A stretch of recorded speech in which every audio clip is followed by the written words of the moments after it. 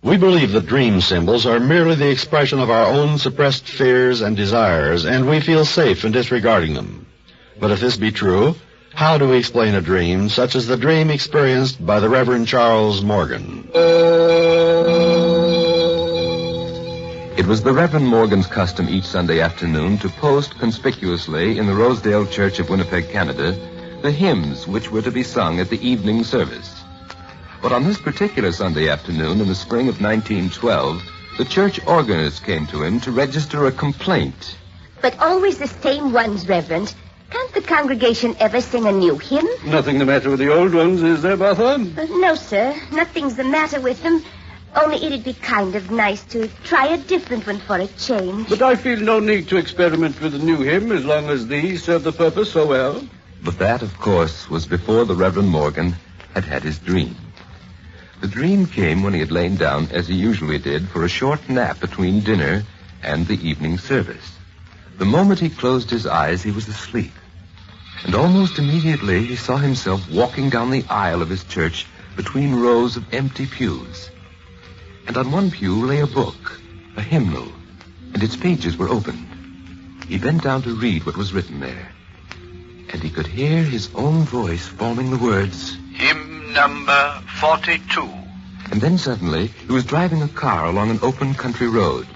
And in front of him loomed an enormous signboard, bearing 3 words in huge black letters. Hymn number 42. When the Reverend Morgan awoke, he went immediately to his desk, and picking up his hymnal, opened it to the 42nd hymn.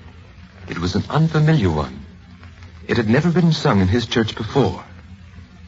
An hour later, he stood in the pulpit, looking down on his congregation.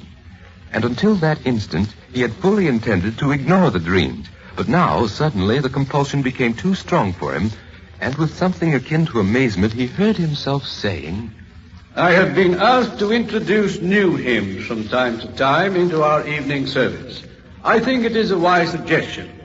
The congregation will sing hymn number 42, which begins, Hear, Father, while we pray to thee for those in peril on the sea.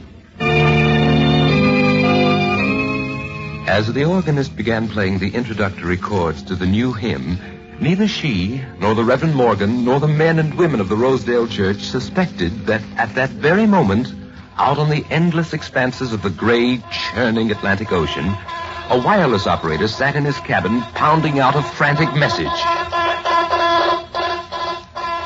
Yes, it was 2:20 a.m. of the 15th of April, 1912, that the White Star liner Titanic, the largest ship afloat, went to the bottom of the Atlantic with a loss of 1,500 lives. And 2:20 a.m. April 15th was 7:20 p.m. April 14th in Winnipeg, Canada, the city where the congregation of the Rosedale Church was singing a hymn for sailors in distress, singing it only because their minister had had a strange and insistent dream. A dream incredible but true.